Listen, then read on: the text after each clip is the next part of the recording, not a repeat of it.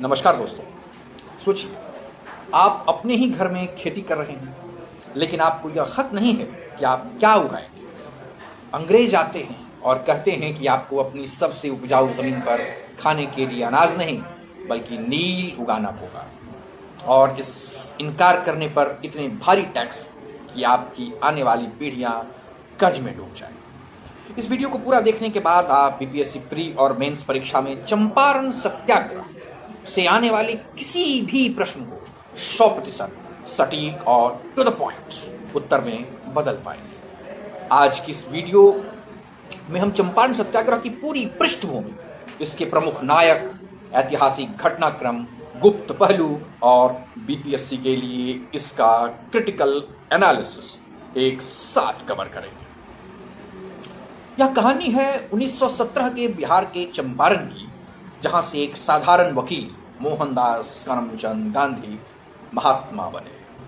आइए इसे विस्तार से समझते हैं। चंपारण में अंग्रेजों ने तिनकठिया प्रथा लागू की थी, यानी हर 20 कट्ठा में से 3 कट्ठा जमीन पर नील की खेती करना अनिवार्य था। लेकिन 19वीं सदी के अंत में जर्मनी में सिंथेटिक डाई यानी केमिकल रंग का आविष्कार हो गया। इससे अंतर्राष्ट्रीय बाजार में प्राकृतिक नील के दाम गिर गए और अंग्रेज नीलहे मालिकों को नुकसान होने लगा।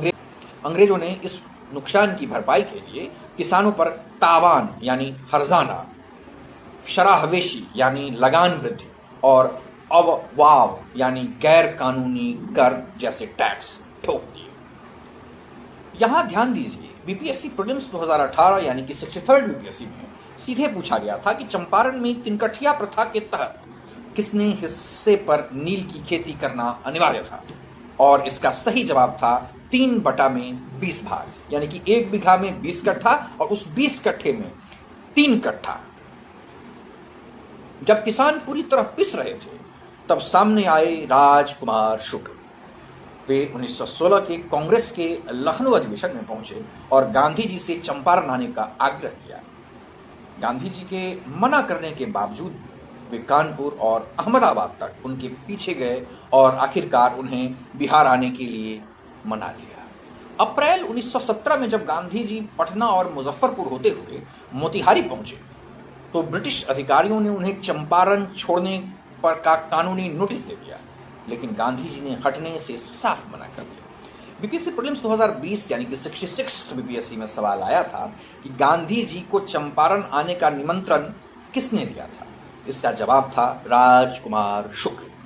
वहीं बीपीएससी मेंस 67 बीपीएससी में पूछा गया था कि चंपारण सत्याग्रह में गांधी के आगमन और उनके दूरगामी प्रभावों का वर्णन करें। इस आंदोलन में गांधी जी के साथ डॉक्टर राजेंद्र प्रसाद, अनुग्रह नारायण सिंह, जेबी कृपलानी, मजहरूल हक और ब्रजकिशोर प्रसाद जैसे दिग्गज नेता खड़े थे।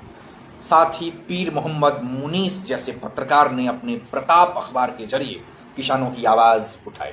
लेकिन क्या आप जानते हैं कि गांधी जी की जान किसने बचाई थी?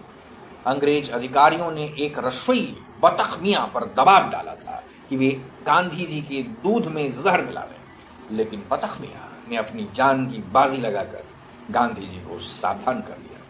ऐसे गुमनाम नायकों के बिना यह इतिहास अधूरा है। बीपीएससी प्रीलिम्स 2022 यानी कि 67 री एग्जाम में यह सवाल पूछा जा चुका है कि बिहार में 1917 में गांधी जी की जान किसने बचाई थी। इसका सही उत्तर है बतख मियां। बढ़ते जन आक्रोश को देखकर ब्रिटिश सरकार को झुकना पड़ा और उसने चंपारण एग्रेरियन कमेटी का गठन किया, जिसके सदस्य स्वयं गांधी जी भी बने। इस समिति की सिफारिशों पर तिनकठिया प्रणाली को कानूनी रूप से समाप्त कर दिया गया और अंग्रेजों द्वारा किसानों से अवैध रूप से वसूले गए धन का 25% हिस्सा रिफंड यानी वापस किया गया।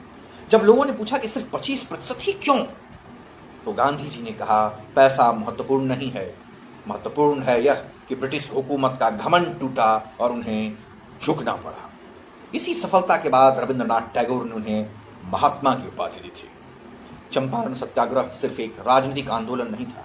गांधी जी जानते थे कि सामाजिक सुधार के बिना राजनीतिक आज़ादी अधूरी है। उन्होंने बड़हरवा, लखनसेन, तितिहरवा और मधुबन में प्राथमिक विद्यालय खोले कस्तूरबा गांधी और उनके सहयोगियों ने स्वास्थ्य, स्वच्छता और महिला शिक्षा पर जमीनी स्तर पर काम किया। अब आते हैं इसके क्रिटिकल एनालिसिस पर, जो आपके मेंस की उत्तर लेखन यानी कि आंसर राइटिंग के लिए सबसे महत्वपूर्ण है। क्या चंपारण सत्याग्रह से किसानों की सभी समस्याएं हल हो गईं? उत्तर है नहीं।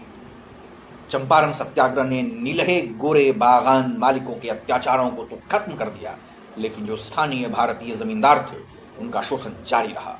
वो व्हाइट बटाईदार और भूमिहीन मजदूर थे, उनकी स्थिति में कोई क्रांतिकारी बदलाव नहीं आया। इसी वजह से आगे चलकर 1930 के दशक में स्वामी सहजानंद सरस्वती को बिहार प्रांतीय किसान सभा का गठन कर नए सिरे से किसान आंदोलन चलाना पड़ा। फिर भी इसका सबसे बड़ा योगदान यह था कि इसने भारत के आम नागरिक के मन से अंग्रेजों का डर हमेशा के लिए निकाल दिया। बीपीएससी में 64th और 65th बीपीएससी में बार बार सवाल पूछा गया है कि चंपारण सत्याग्रह भारत के स्वतंत्रता संग्राम में एक मोड़ यानी कि टर्निंग पॉइंट कैसे साबित हुआ। इसका आलोचनात्मक मूल्यांकन यानी कि क्रिटिकल इवैल्यूएशन करें। यह एनालिसिस उसी प्रश्न का सटीक उत्तर है। चंपारण सत्याग्रह सिर्फ एक क्षेत्र की लड़ाई नहीं थी, बल्कि यह भारत के स्वतंत्रता संग्राम में अहिंसा और सत्याग्रह की पहली सबसे बड़ी प्रयोगशाला थी। अगर आपको यह वीडियो इन्फॉर्मेटिव लगा और बीपीएससी की तैयारी में मदद मिली तो इसे लाइक करें और अपने साथी अभ्यर्थियों के साथ शेयर करें। चैनल को सब्सक्राइब करना ना भूलें। मेरा नाम है सुधांशु। बहुत बहुत धन्यवाद।